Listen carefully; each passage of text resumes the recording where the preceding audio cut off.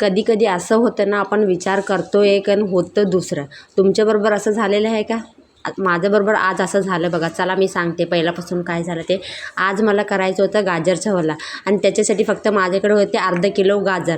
चला मला ना फटकन करायचं होतं, त्याबद्दल मी ना वाटून घेतली ते मिक्सरमध्ये. बघते तर ना मेन माझ्याकडे तूपच नाही आहे आणि तुपाचं बिना करायचं कसं हलवा. हे बघा किती आहे तूप, फक्त निघून त्याच्यामध्ये अर्धा चमचा तूप निघालं आणि एक तर अर्धा किलो गाजर थोडंसं आणि एवढं मोठं हे काय म्हणतात ते कुकर.